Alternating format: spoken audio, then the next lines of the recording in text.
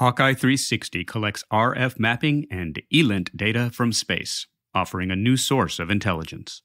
From locating communication sites, detecting origins of GPS interference, or monitoring radar systems, the data can serve a variety of mission needs.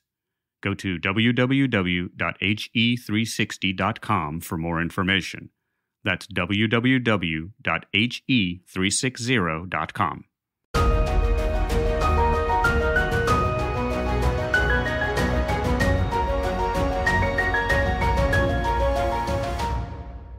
Welcome to From the Crow's Nest, a podcast on electromagnetic spectrum operations, or EMSO. I'm your host, Ken Miller, Director of Advocacy and Outreach for the Association of Old Crows. Thanks for listening. On today's episode, I am pleased to have with me Mr. Michael Fabey. He is an author and journalist, most known for his first book, Crashback, which chronicled the power clash between U.S. and China. He is also a journalist who's written on military and naval affairs for many years, about 30 years, in Defense News, Janes, and Aviation Week. I have him on the show today. We've known each other for about 20 years, and he is coming out with a new book entitled Heavy Metal: The Hard Days and Nights of the Shipyard Workers Who Build America's Supercarriers. It's a fantastic book, and wanted to bring him on the show to talk a little bit about it, and we will provide links on our website for how to purchase a copy of the book that I highly recommend. So with that, Mike, it's great to have you on From the Crow's Nest. Thanks for joining me. Well, thanks for having me. I appreciate it. We'll dive right into the book a little bit, but, just to kind of set the stage, when we talk a lot about, military affairs, we oftentimes talk about the technology, the capability, how it works, what you do with it in the field. We oftentimes forget about the people behind it that make the system, that make the platform. And in the case of these supercarriers, it's basically an entire city that comes together to build one platform, one supercarrier. And in this case, the story chronicles the building of the USS John F. Kennedy. So to kind of set the scene a little bit, and you do a great job at the beginning of the book, kind of talking about the town of Newport News Shipbuilding. What inspired you in looking at that town to write the book, and what do you want the readers to know about? This is what it's like to build one of these massive supercarriers. Yeah, you put it just right there. It's basically a city, the yard within a city, and building a floating city. It also includes nuclear power plants, an airport, housing for 5,000 people. So it's an amazing undertaking. And I'd have to go back to the very beginning of my reporting career 30-some years ago. And I went down for a job interview at the local newspaper there, Daily Press, which is located in Newport News, basically right down the road from the yard. And while I was down there, I was driving around, getting a feel of the city. And having grown up in Philly, I had a fairly good idea what a cityscape looks like and everything like that. So nothing like that would really kind of wow, until I went down the street there, going down by Warwick and everything. And all of a sudden I see this, coming up from the port side area, this huge, the iconic silhouette of a carrier. And it just made me stop. I'd just not seen a carrier that close before. And just see it parked there, basically, right by the side of the river. What is that? And then, realize, well, they build that here. And how do they do that? I was just absolutely just amazed at this whole cityscape. And you had these people here building it. And I just, ever since then, I was just mesmerized by the idea of they could do that. And I want to find out more about that. I want to find out how they did that. And having grown up in a kind of a blue collar type of neighborhood, I had that kind of feel within me. I kind of really relate to those kind of folks. And I just want to know more about that. So I, eventually years later, went out covering a yard for the local paper and got to know these people and really got an idea of, it's not just an amazing job or amazing life, it's an amazing mindset of what they do. And it brings together such a diverse group of people, different skills, different crafts, different backgrounds. You go into people coming from different parts of the country that have to come into Newport News for almost the duration of the building of one of these ships. And it's a clash of just about every element you can think of, and it's supposed to all work right off the bat with no mistakes, no shortfalls, to get this supercarrier built, which of course that doesn't happen, but it's really about the people behind building this that really kind of makes this story very compelling. Again, you hit on something that's really key about this, is that I'll picture a town a small city with 30,000 people. Within that, you're going to have people from all different backgrounds, whether it's, their politics, whether it's their religious, thoughts. I mean, everything like that. And they have that in that yard. They really do. And they come in there and basically every skin color, every kind of belief you could imagine, they basically have to leave it all at the gate. When they come in there, they basically have to focus on three major things that go in that yard. One is to do their job right. Why? Because not only does the nation depends on that, but you got 5,000 sailors whose lives are going to depend on that carrier working. The second is their own lives. I mean, this is the kind of place where your head has to be on a swivel. One wrong move could lose life or limb. And the third thing, just as important as the second, is their workmates. I can't tell you, no matter what their partisan differences elsewhere, when they are out on that waterfront, they all look out for one another in a way that is just, it's truly inspiring in a way. It's something almost like, well, if they can do that, American can do anything. It really is that kind of feeling. We talk about culture with the warfighter and the services instilling culture, and but we oftentimes stop at the warfighter, but that culture is actually goes all the way down to those who are building the systems, and maybe even started by that culture that sets in from the service leadership, in this case, the Navy, on down to all the workers that are putting this together. That's where the culture actually starts to bake into these individual platforms that then have to come together for naval power. As the first command officer of the Kennedy, Captain Todd Cherry, calls sign Cherry Mazzano, said he wanted something was baked into the steel of the carrier, baked into basically DNA, and that's exactly what this is. This is something that on both sides, that is on the shipbuilding side and Navy side, it goes back even centuries, of this whole idea of from the very beginning, from that keel up and from those first sailors and those plankers coming in, of basically creating something that is going to last and serve this country and just kind of be this icon that is going to be in so many different ways. Yeah, I had an opportunity to be on the carrier a number of years ago, and it's just an astounding, it's such a huge platform that is almost like a quarter mile long, I think, about that. I don't know all the dimensions of this, but about a quarter mile long, 100,000 ton displacement, stuff like that. And you're just on there and you're just thinking it started from somewhere. And this is the story of where it starts. So this one takes a particular look at the USS John F. Kennedy, which is a CVN 79, and it's the second carrier in the Gerald Ford class. The first one being USS Gerald Ford, and that was, I think, commissioned just a few years ago. And the story of the Kennedy, of the CVN 79, is really intertwined with the first carrier, the problems, the successes, and so forth. So, at the start, could you talk a little bit about the inception of the John F. Kennedy, the CVN 79, and where it was in the timeline with the Ford class carrier coming out, and kind of some of the challenges and obstacles that it faced right out of the gate? Yeah. Even though you want to start with the Kennedy, you really do have to start with the Ford.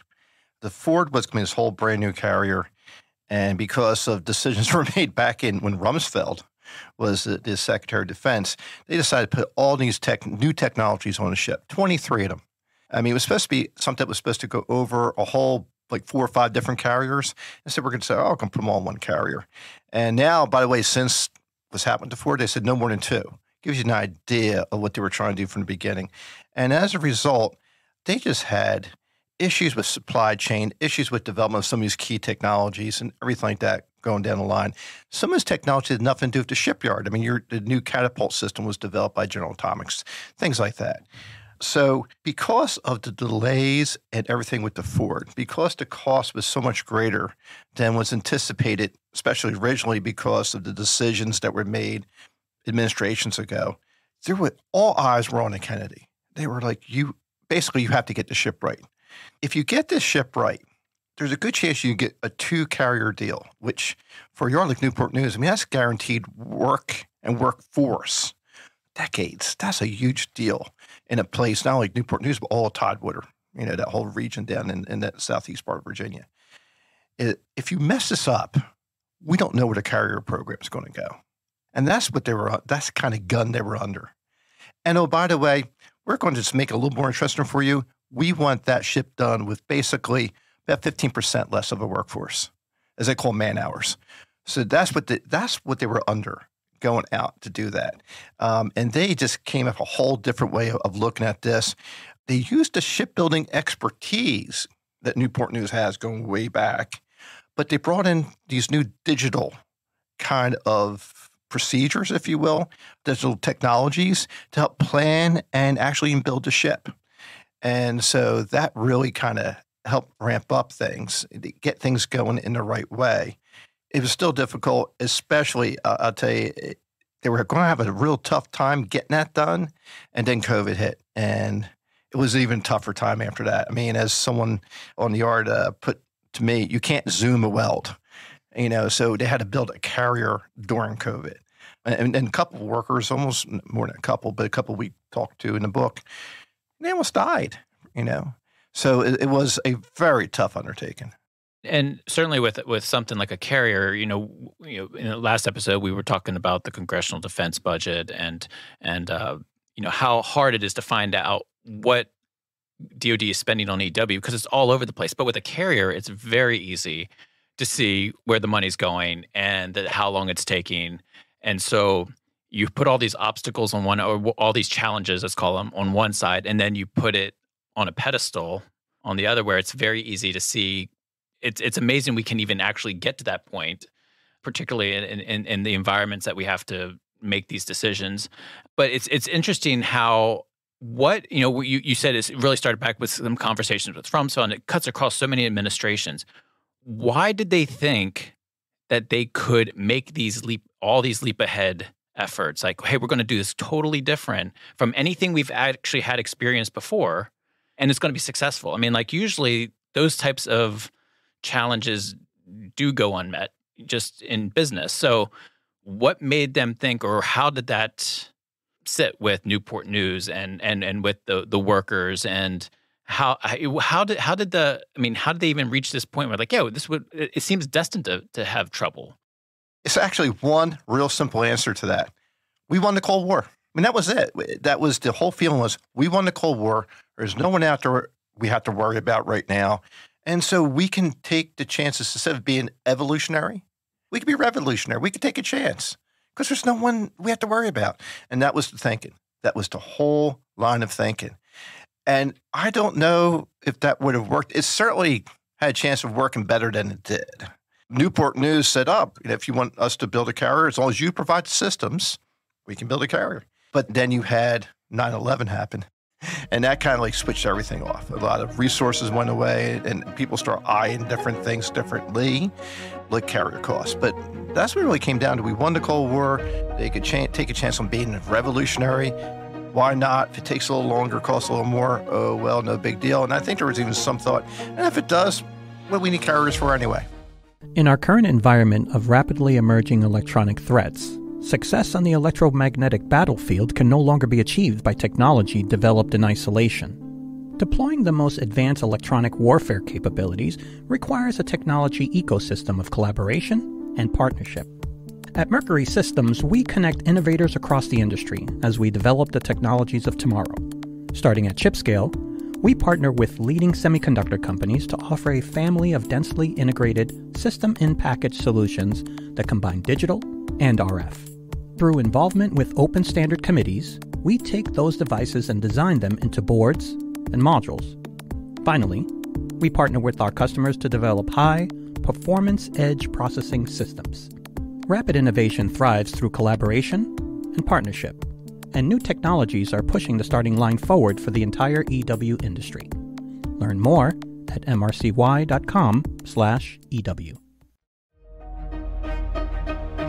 Now, going from the start of the Gerald Ford to now through the Kennedy, you're talking Bush, Obama, Trump, and now Biden administrations. It's quite a sea change in terms of leadership, no matter how you're looking at it. How did that affect the development of the Ford leading into the Kennedy? And then, of course, and then we'll get more into talking about the Kennedy. I would say at the presidential level, it really didn't affect so much. There were a couple of administrative attempts in budgets, for example, to say, oh, you know what? We're not going to do the big overhauls for the former class, Nimitz class carriers. No one was talking about really taking the Ford out, for example, or cutting down on the Ford carrier system going forward. They were talking more about, let's cut down the carrier fleet size by like taking out Nimitz carriers or anything like that. And every time that would happen, there would be a huge meeting with all the members of Congress, and then it would go away because the carrier is the best politically engineered program ever invented. It's in like 300 districts or something. Depends on how you cut it. Across like almost, I think it's 47 states. It's just absolutely no one's going to mess with the carrier that way unless you have something else that can, The last attempt that was made was during the Trump years, and they decided, again, we're going to take out the Truman. And that was such immediate backlash from that actually the administration turned on itself and said, okay, we'll put it back in because, we're going to fight. And they were fighting themselves really because it was the administration's budget. But that's really where it's been at that level. At the presidential level, presidents like showing up for commissionings, that kind of thing, christening sometimes. And there's nothing bigger than a carrier. So anyway, I think that's where it stands with that. And so, with the outlook for the Kennedy and then obviously the Ford, these two carriers really will or do dictate kind of the future of the U.S. carrier fleet, whether, how many more we can build, how long to keep the legacy carriers in the fleet, and so forth. So let's talk a little bit about the Kennedy. Could you walk us, basically through the book, could you walk us through, what were the major phases of the build that you can say, these are key milestones that were significant in the production of the Kennedy that come out in the book in terms of take these 2, 3, 4 periods of time, and that's exactly how you see the carrier today. Yeah, so the first few years, so you're going back right now 11 years ago, and that's where they get what they call long lead contracts, not to bore everyone, but it's we really want to make sure this carrier stays in a budget somehow. So we're going to give you some money to order steel, and some of the really big steel components, like a big order of machinery and stuff like that. So to get some stuff into the yard, kind of put your placeholder in there and everything like that. And they were doing that for years. They even had the first steel cut back around that time. But the first real Kennedy contract wasn't until 2015. That's the first time, it was 3.8 billion, I think is what it was, somewhere around there. And that's the first time they could actually, say, all right, by that time, I forget the percentage rate off the top of my head, but I think it was somewhere around 15-20% of the assemblies, as they put there, were already done. And I should explain what assembly is. So you don't have an assembly line for carriers, so you don't have 20 carriers racked up, but you do have assembly line approach in different parts of the carrier is basically a bunch of metal compartments put together with a lot of aerospace between them. And so these compartments, there was only 2,000 of them all over the ship at different sizes.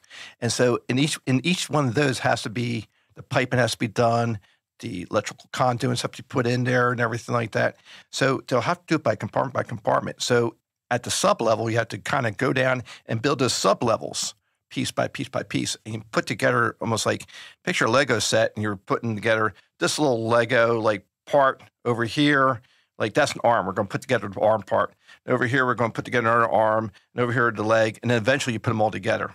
Same from the carrier, except for carrier goes from the bottom up and the inside out.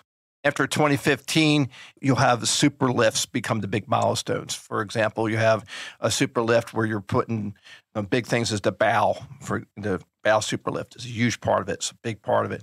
One of the biggest things, of course, when I put what they call the island, that's that kind of iconic silhouette thing you get with the radars and everything on it. When they lift that up and the thing looks, as one of the workers said, like it was flying through space from the gantry crane puts on top of the carrier.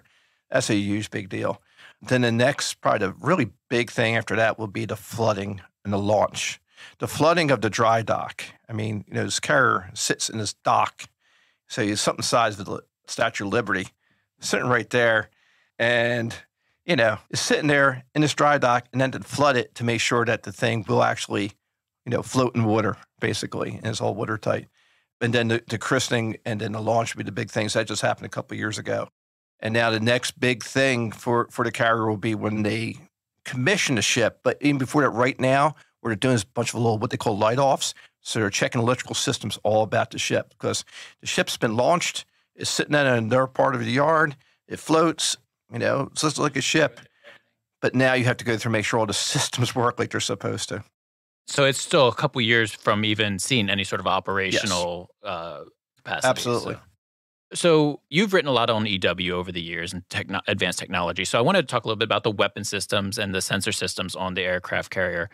What makes this one or the Gerald Ford class aircraft carrier from a weapons sensor perspective so much better or advanced than previous carriers? And interestingly enough, part of what makes it different actually gets into an EW aspect of it from a defensive side that has been, I don't know if I call it worrying, but it's been noted and addressed.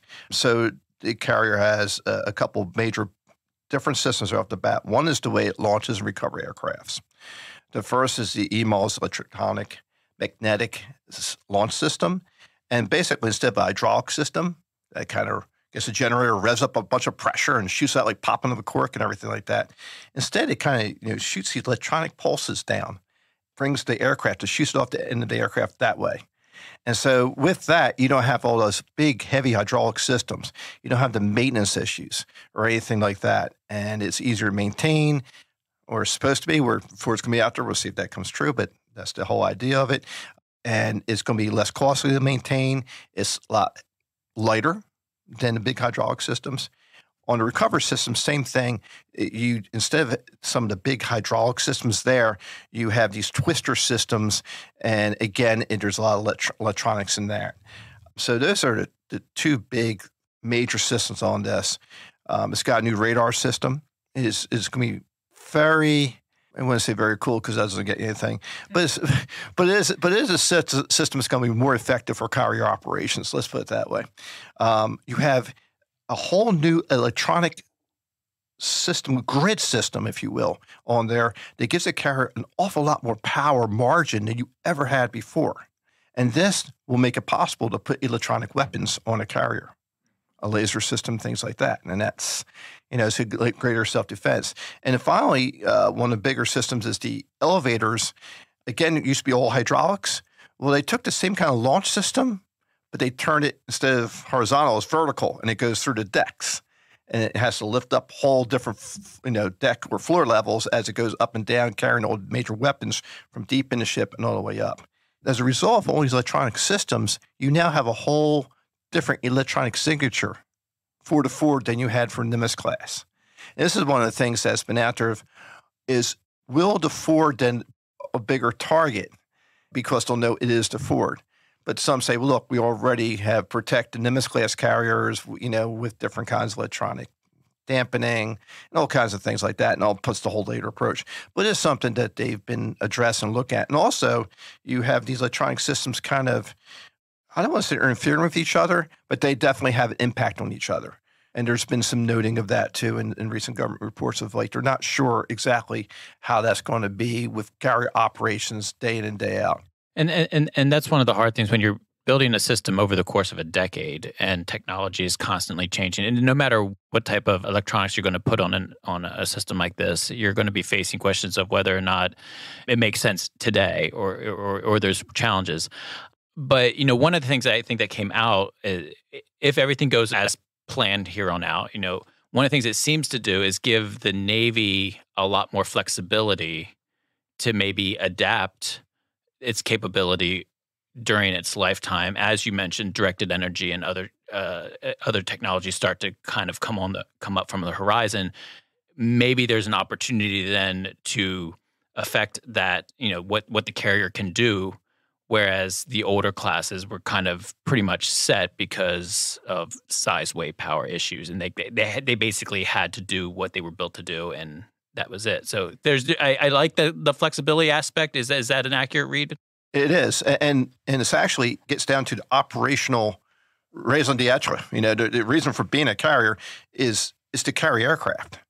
And the one thing with the new EMAL system is that you can dial it up and dial it down depending on how much power you need to get different systems off.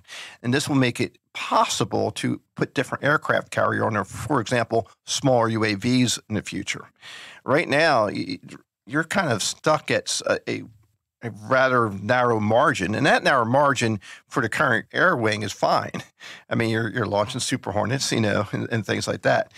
So you don't necessarily need that kind of ability to dial up and dial down, but the future air wing that they're envisioning, you probably will. In fact, you definitely will. And this allows you to do that. So the very aircraft that the carrier will be carrying out into future conflicts, this will give it a little bit, kind of like, we're not sure what that carrier has, which is, could change the calculus for whoever's out there. You mentioned that in the future, UAVs, direct energy, swarming, offensive type of operations, a lot of this is geared towards China. Obviously, this is kind of the big major, at least from a naval perspective, really kind of on the forefront of the Navy's mind in terms of what they're preparing for. To kind of segue into your previous book, Crashback, which is looking at the power struggle between U.S. and China. When you think of the aircraft carrier, you think we talk about power projection, and I don't think that there's a better example of power projection than a carrier or any naval vessel, but especially a carrier off the coast or near an adversary and their territory. So, could you talk about kind of dialing into your previous book, Crashback, but also how this new aircraft carrier, this new representation of naval power in the Pacific eventually really leads to U.S. power projection, and what does that mean for the U.S. and the Navy? Yeah, take the first part first, which is the whole idea of power projection. I mean, you're right. Nothing says we're here like American aircraft carrier silhouette over the horizon. That is just the be all end all, and especially in the Western Pacific. Western Pacific is a place where appearance is everything, and the very fact that you be out there with a carrier says an awful lot. It just does. I mean, that's what our partners like to see, the allies like to see, China hates to see. Despite all saber rattling, China's not ready, at least not now, and not for the very foreseeable future, to do anything about American aircraft carrier. I mean, it wouldn't go off the coast of Shanghai. But in Taiwan Strait, for example, they're going to raise a big fuss, but that's about it. I kind of call it message warfare, if you will. The whole idea of, look, these are national waters. We have the right to be here, and carriers go out there, and that's what they do. And so that carrier presence in that part of the world is just key to making sure that we keep our presence there, which is key to keeping trade lanes open, which is key to making sure you get $200 laptops in Walmart, all that stuff. That is what is key. It's not just military power, it's economic, power, it's freedom, it's everything. And the carrier plays a central role in that. Our Navy is designed to beat any other Navy. I mean, but it's built to make sure that American can keep its trade lane open for American commerce to take place. That's what it's built for. That's what was built originally to do, and that's what it still does now. So, and with the Ford class, I mean, first of all, and this is nothing to laugh about or just overlook, but the very fact that they're finding these cheaper ways to build a carrier than before because of the way they're actually doing the build part of it, that's a big deal. They're a lot more affordable. The fact that you can have different kinds of aircraft going on for carrier, again, is a big deal. The fact that, we didn't get into this earlier, but they have fewer sailors now aboard the ship. Roughly, I think it's like about 50 less sailors, right around there, certain numbers to be worked out. But that's a huge deal in keeping that ship out there, especially in the Western Pacific, where that, a carrier goes out there huge distances, so you want to be able to make the rounds, so to speak. You want to make the patrols to get around. And again, that's a huge difference. And the fact that you might have these power margins to put like some kind of electronic warfare defense system and or weaponry on the ship is a big deal as you go out into those areas, and you want to, that kind of sense that the carrier can take care of itself as well as within the carrier strike group, because no carriers can go past the carrier strike group. So we're basically now 2 ships into this new class. A lot of organizational challenges, decision-making challenges, leadership, so forth. What are some of the lessons learned after this? Now the USS Kennedy that you hope we have learned as we proceed with what will be the third and more carrier? What are some of the lessons that we need to learn or you hope we've learned through this? First of all, nothing is as easy as it seems. I mean, that was, that just became apparent as they were going through all this process. The second thing is that while the new digital way of looking at shipbuilding is very important, you cannot overlook in any way, shape, or form the expertise that comes from what they call master shipbuilders, people of decades of shipbuilding experience, who basically, when they eyed the design of the Ford, even in electronic schematics, said, yeah, that's not going to work that way. And we're paying attention to it, and it had to go back and redesign certain things because of it. So, I think that's some of the key stuff that you really have to look at. And the other, quite honestly, is that this workforce that you have in Newport News is something that really, really needs to be taken care of. This is, if you want to continue to build these ships, and they also have, our submarines, along with the yard up in Groton, the electric boat. But if we want to keep this Navy, then we have to make sure that workforce given its just due. I think that's really important too. When we've done some work on BRAC in the past, one of the things we talk about is this intellectual and professional capital that builds up in these centers. And the realization that once it leaves, these are people that will go to where they can get jobs. And once they leave, they're not coming back. It's not something that you can just pick up and let's just move it to this part of the country. You have to take care of that, because once you lose it, it's gone. I think that's came out very, very clearly in the book. I would say everyone talks about kind of, this bygone era, these forgotten things of the blue-collar worker, and everything like that doesn't really exist anymore. But down in Newport News, it does exist. And it's an amazing thing to see that basically this kind of American muscle, taking American steel and building, this American worship. That's a whole made in America thing is right there. The whole idea of this America can do. When you look at some of the things they've had to work through, some of the challenges, hurdles, and obstacles, it is almost, the true definition of the word, amazing that they get this job done the way they do. And again, risking it so much and when they go through and do that. Is there anything else that you think the listener or the future reader of the book you really want to key their interest into or attention to? Yeah, and this is kind of a harken out to a real big cultural thing going right now. That movie Top Gun's come out, and it's a huge hit everywhere.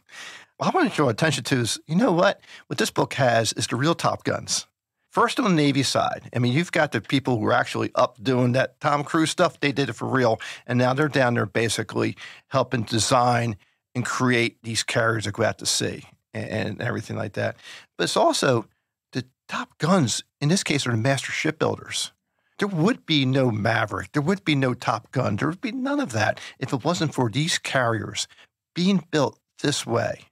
How you've got, right now, you got the Nimitz out there, basically a Vietnam War era ship out there doing this work as it has been doing. When we had the three carriers off the coast of Japan recently, when Trump was president, Nimitz was one of those out there. And so for decades, how many are things we have there that operate like this for decades, that go off on war, that are floating cities with nuclear power plants, with hospital services, a housing development, basically a floating fort, if you will, floating Navy base.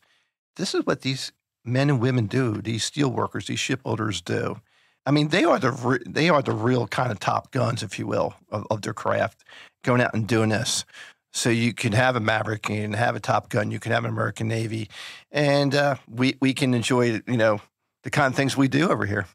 Well, thank you so much for taking time to join me. Again, the book is called Heavy Metal, The Hard Days and Nights of the Shipyard Workers Who Built America's Supercarriers. It's from HarperCollins. It was released yesterday, June 14th.